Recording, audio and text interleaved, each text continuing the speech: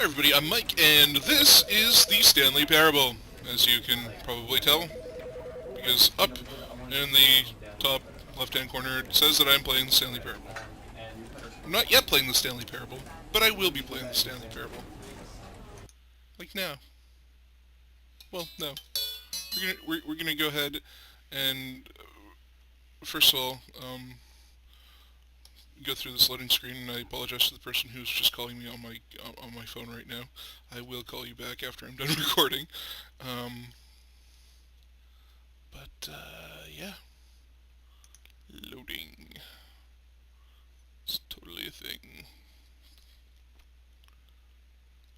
Yep, I have a missed call. Why is this taking forever? Oh, there we go. That's some progress. Progress!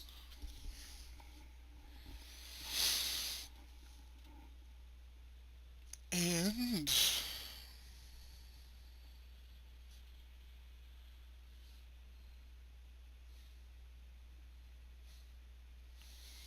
Alright, thanks for joining me playing the Stanley Parable. No, This is the story of a man named Stanley.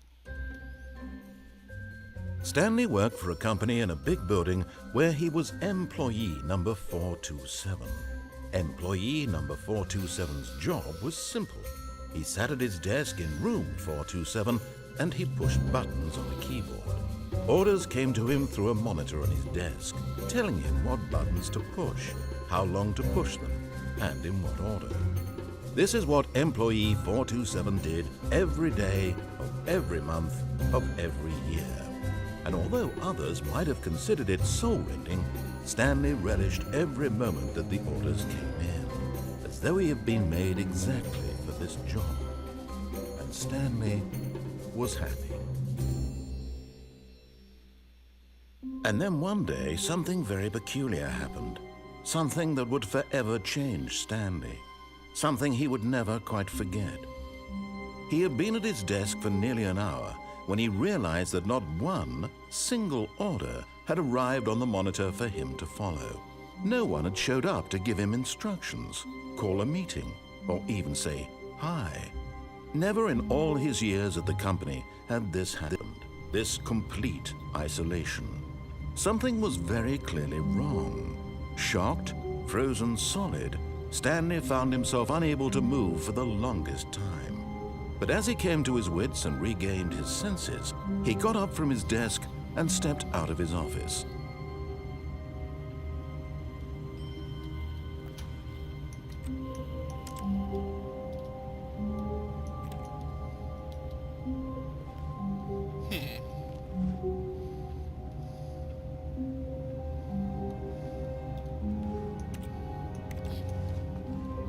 Let's go and look around and see if there's anything interesting in here. Files. That's a thing.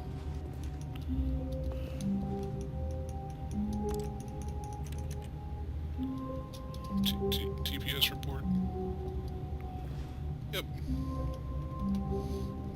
Can we? No, we. Yeah. Trying to tell what's in there. Pens and pencils. No calm line. But Stanley simply couldn't handle the pressure. Nope. What if he had to make a decision? Yeah. What if a crucial outcome fell under his responsibility? He had never been trained for that. No. This couldn't go any way except badly. The thing to do now, Stanley thought to himself, is to wait. Nothing will hurt me. Nothing will break me. Me. In here I can be happy forever. I will be happy. Stanley waited. Hours passed, then days. Had years gone by? He no longer had the ability to tell. But the one thing he knew for sure, beyond any doubt, was that if he waited long enough, the answers would come. Eventually, someday, they would arrive. Soon, very soon now, this will end. He will be spoken to. He will be told what to do. Now it's just a little bit closer. Now it's even closer. Here it comes.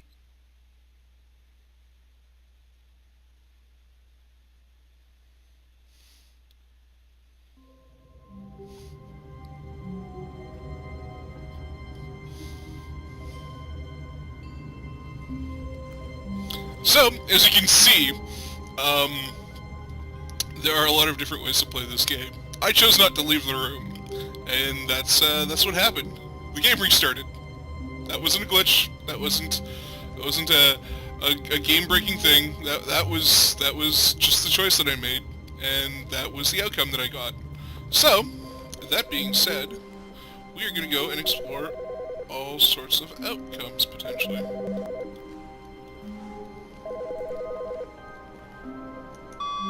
Good morning. Thank you for contacting the Future Happiness Foundation. We are confirming your shipment of 1,327 cardboard boxes to your place of work. Can you verify that this is correct? Excellent. Your order will arrive shortly. Thank you again for contacting the Future Happiness Foundation. I'm totally going to make a box fort with those. Well... Where's everybody?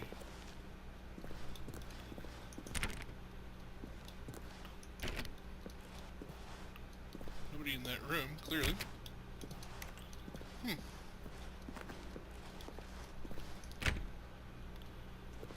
Let's go this way.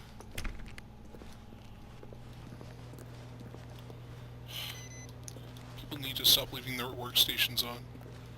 It's totally a security issue. Like, I don't know if you guys have ever worked in an office or in IT or anything like that. But Stanley clicked on literally every single door in the office because he doesn't pick up well on cues from his environment. Nope.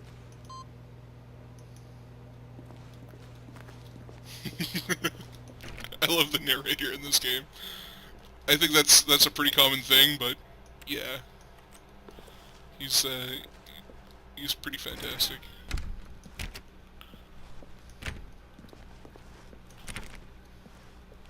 When Stanley came to a set of 2 open doors, he entered the door on his left. This was not the correct way to the meeting room, and Stanley knew it perfectly well. Perhaps he wanted to stop by the employee lounge first, just to admire it. Yep.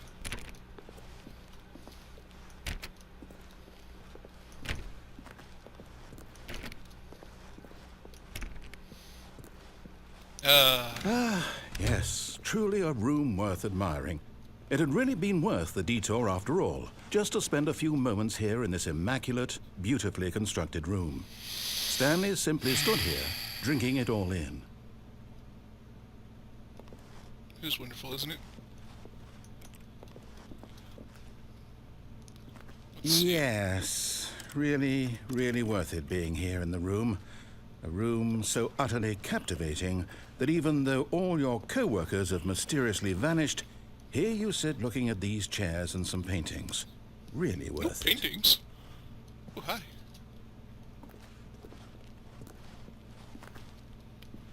At this point, Stanley's obsession with this room bordered on creepy and reflected poorly on his overall personality.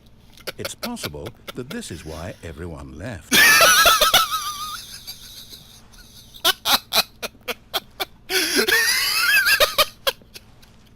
Stanley sat around waiting for more dialogue, but when a long time had passed and there was no more, he decided that the game was trying to send him a message. But at last, he'd had enough of the amazing room and took the first open door on his left to get back to business.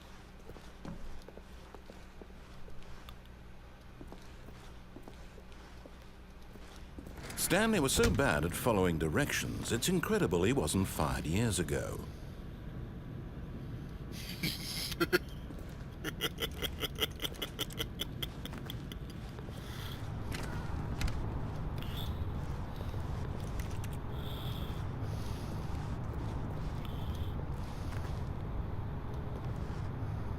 Ooh. No, that's bad. You don't want that to happen. Look, Stanley, I think perhaps we've gotten off on the wrong foot here. I'm not your enemy, really, I'm not. I realize that investing your trust in someone else can be difficult, but the fact is that the story has been about nothing but you all this time. Ah, shucks. There's someone you've been neglecting, Stanley. Someone you've forgotten about. Please, stop trying to make every decision by yourself. Now, I'm not asking for me, I'm asking for her. Her? This is it, Stanley. Your chance to redeem yourself, to put your work aside, to let her back into your life. She's been waiting. Has she? That's her, Stanley. You need to be the one to do this, to reach out to her. If you can truly place your faith in another, then pick up the phone.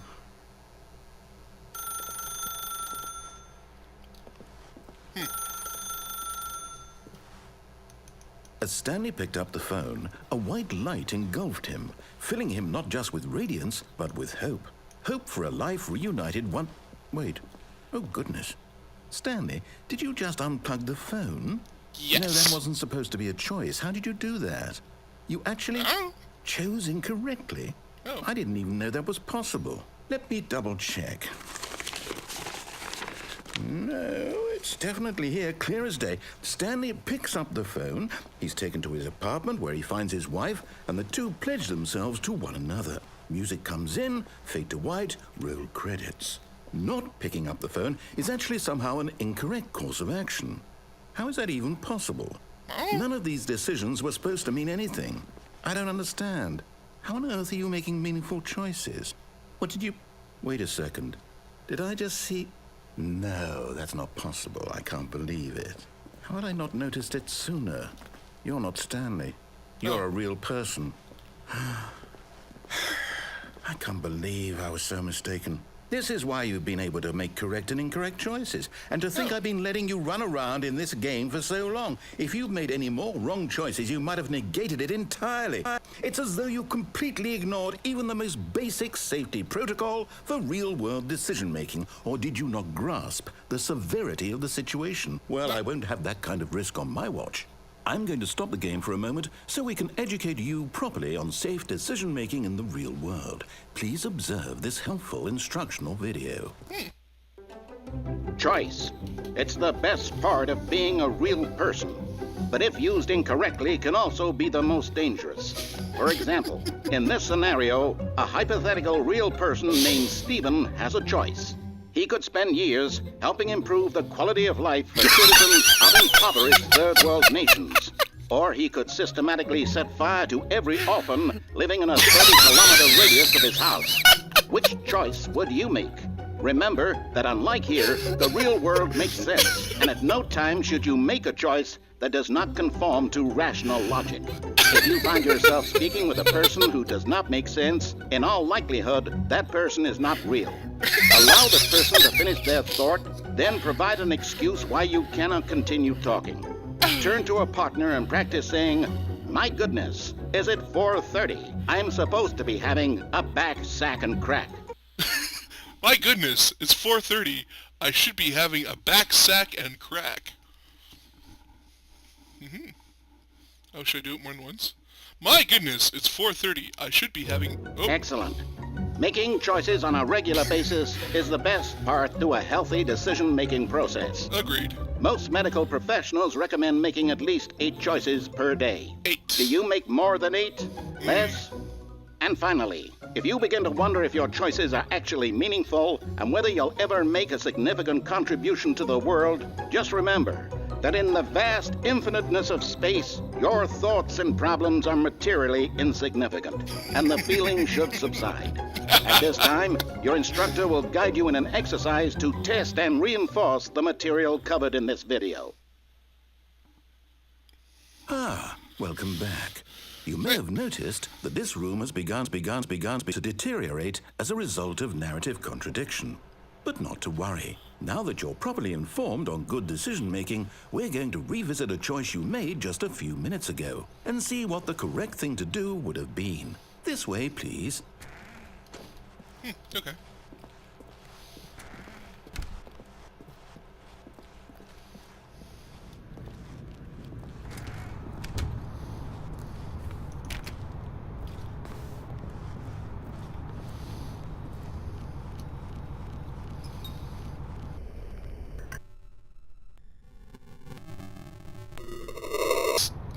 perhaps doesn't seem to like this game for whatever reason.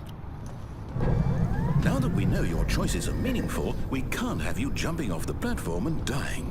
Oh. Imagine the main character dying senselessly halfway through the story. That story would make no sense at all.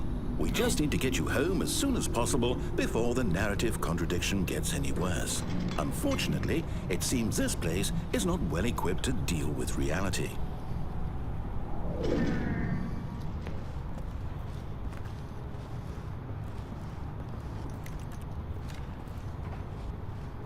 Thank you.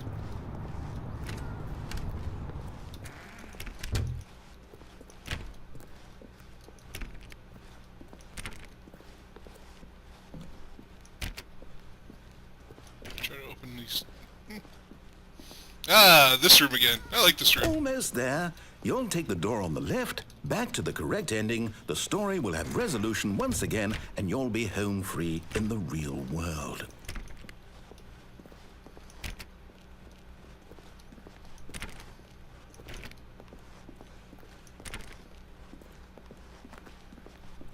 Now remember, all you need to do is behave exactly as Stanley would.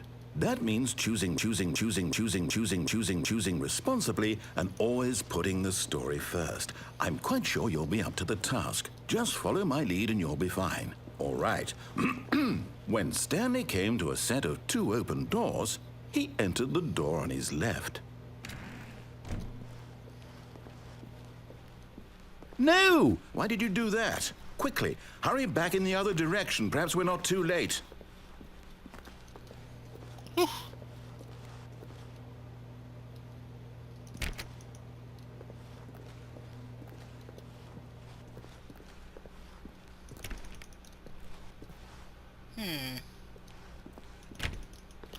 Hello?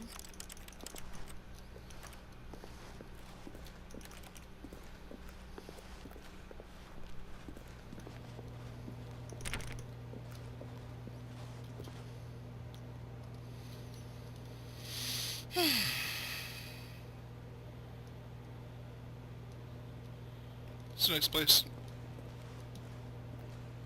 I don't think I'd mind working here. Nice and quiet. Pretty clean. Well, for an office anyway. Don't have like 4 or 5 different managers coming to harp on you when you do something wrong. Just this narrator. I mean, he's not here all the time, right? Ooh, maybe this is a game of prop hunt. Are you a prop? Well, you're a prop, but I mean, like, one that can run around. Oh, somebody seems to have... Now, why would you dump over a box full of forms and then not pick it up? I mean, who does that?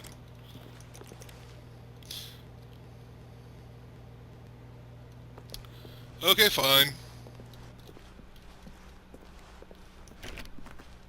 Gone through your stupid left-handed door.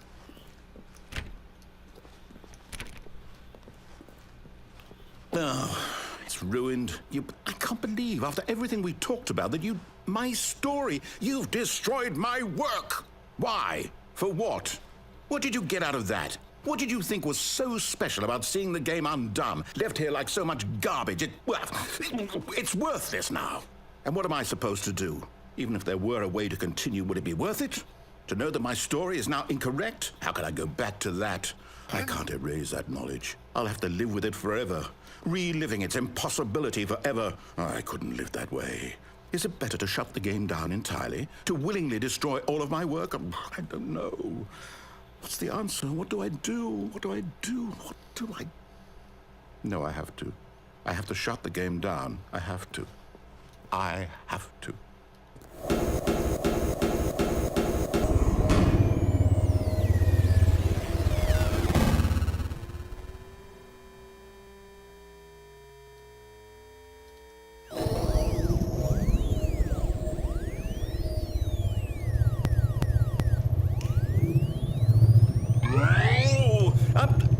I'm here.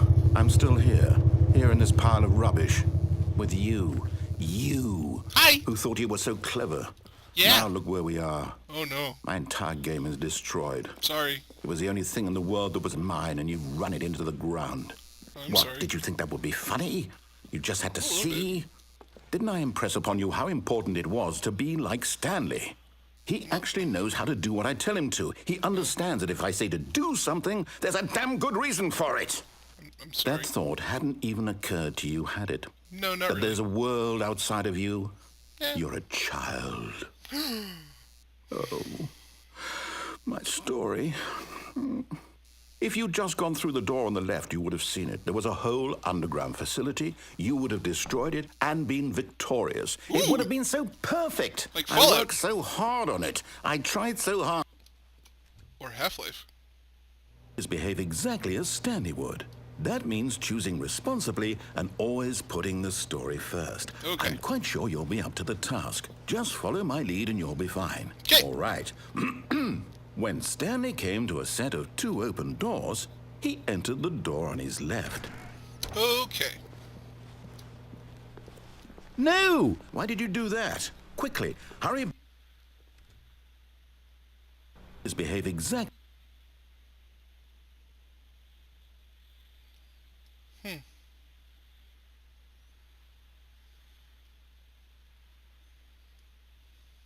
When Stanley came to a set of 2 open doors, he entered the door on his left. Okay.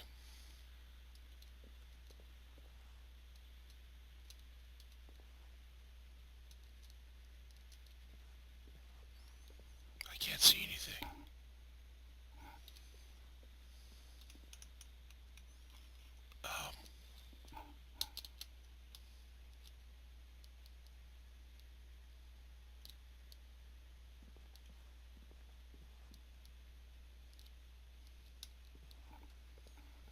Am I doing it right?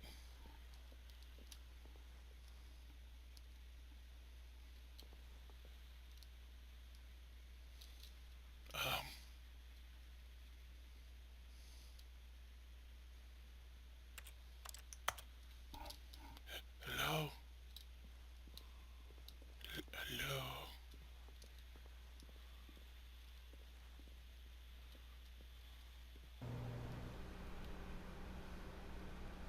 I can hear something.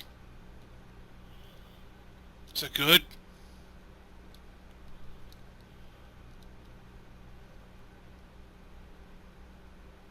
Am I doing what you want, Mr. Narrator?